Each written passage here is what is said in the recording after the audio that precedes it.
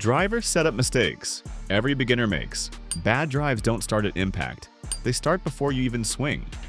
See, hitting a driver is nothing like hitting your irons. It's a whole different vibe.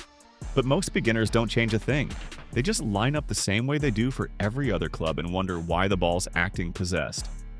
Let's start with how close you're standing to the ball. If you feel like your arms are jammed up or your driver shaft is barely a handshake away from your pants, you're way too close. Standing too close makes your swing super steep and awkward.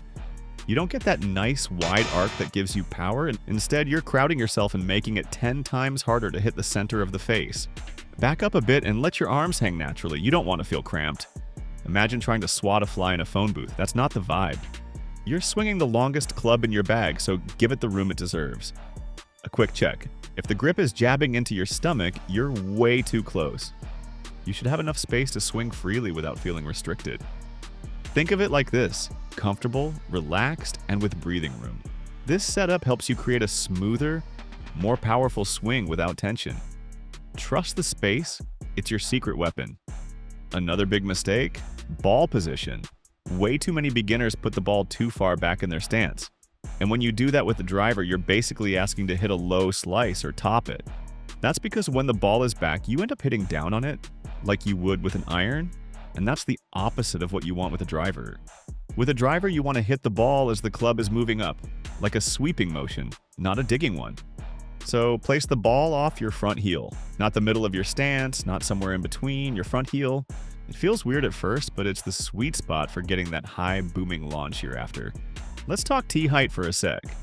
Beginners either go way too high or way too low. If the ball's barely above the club face, you're going to hit a lot of grounders. And if it's teed up like a basketball on a pole, get ready for sky balls and broken pride. You want just the top half of the ball showing above the club face when the club is resting on the ground. That gives you the best chance to hit the ball in the upswing and actually use the sweet spot on your driver. Now, alignment. This one gets overlooked all the time. Your body could be aiming one way and your mind could be aiming another. If your shoulders are open, pointing left for right-handed players, you'll most likely swing across the ball and slice it. And no, aiming your feet straight doesn't fix it. It's your shoulders that mess things up. Get those shoulders square to your target line. If you're not sure, lay down a club or a stick on the ground when you practice. Use it as a guide to get that body lined up right. Once you build muscle memory, you won't even need it. Here's another thing beginners don't realize: your spine tilt. If you're standing straight up or your shoulders are level, you're basically telling the ball, "I'm going to hit down on you like a wedge." That's not what your driver wants. You've got to lean just a little bit away from the target. Not like you're falling back, just a slight tilt. That helps you stay behind the ball and swing up into it, which is key for more distance. And while we're talking about posture, let's not forget the death grip. You know what I mean?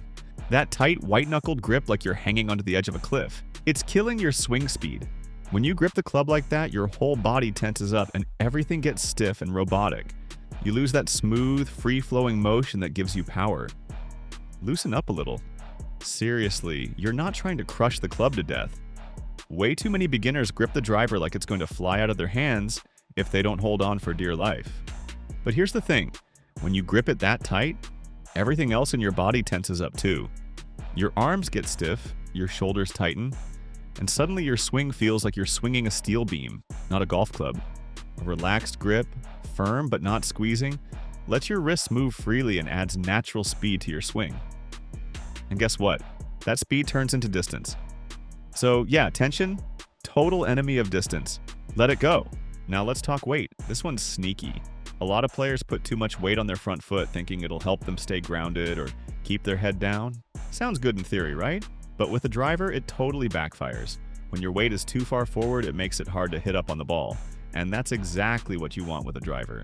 Try shifting just a little more weight to your back foot. It helps you stay behind the ball, launch it higher, and hit it further.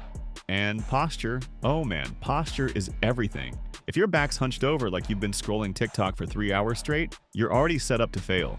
Same if you're standing too stiffly and straight like a soldier. You need to find that sweet spot. Bend from your hips, not your waist. Keep your spine neutral, no slouching, no overarching. And add a slight knee bend.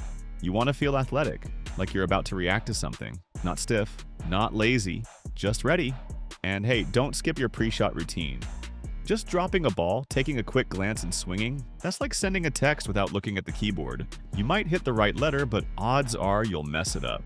A simple routine helps your body and brain get synced. Line yourself up, take a breath, check your grip and stance, and then go. It only takes a few seconds, but it makes a huge difference in consistency. Here's probably the biggest problem most beginners run into. They try to swing the driver the same way they swing every other club.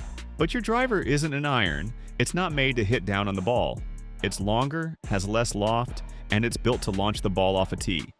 If you use your iron swing with it, you're going to hit low, spinny shots or big slices. It's just not the same move. With the driver, you want a sweeping swing. You hit up on the ball, not down. You stay behind it, not over it.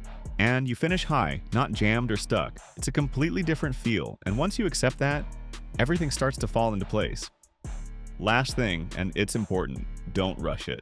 Seriously, golf takes time. No one picks up a driver and starts striping it down the middle every time. You're not going to fix all your driver problems overnight, and that's totally okay. But here's the thing, your setup, that's the one part of your game you can fix today. Right now even. And the best part, you don't even need to hit a single golf ball to start improving it. Practice your stance, your posture, your alignment, your ball position. Do it in your living room, in your backyard, in front of a mirror. Rehearse it until it feels natural. Because the more comfortable your setup feels, the more consistent your swing will become. You're basically training your body to do it right without even thinking about it. You don't need to drop hundreds on a fancy new driver. You don't need to spend hours watching complicated swing breakdowns. What you do need is a solid setup that gives your swing a real chance to work. Because let's be honest, if your setup is wrong, everything after that is just damage control. But if your setup is right, that's when the good stuff starts happening. So fix the setup. Give yourself the best chance before you even start the swing. And once you do that, that's when the fun starts. That's when the drives start flying longer and straighter. That's when people at the range start sneaking glances like, "Whoa, who's that?" And hey, if you've made any of these mistakes, and let's be honest, we all have, don't sweat it. Now you know better. Go out, make the changes, and watch your driver turn from a nightmare into your favorite club. And that's it. If your driver's been acting like it has a personal vendetta against you, now you know why. Fix the setup, and trust me, everything else starts feeling a whole lot easier. If this helped even a little, go ahead and hit that like button. It seriously helps out. And if you're tired of guessing what you're doing wrong every time you step on the tee box, make sure to subscribe. We've got way more no-fluff, easy-to-understand tips coming your way. Oh, and before you go, what's the most frustrating thing your driver's ever done to you? Sliced out of bounds? Topped it into the ground? Whiffed it completely? Drop your story in the comments. I want to hear it, and I promise you're not alone. See you in the next one. Keep swinging.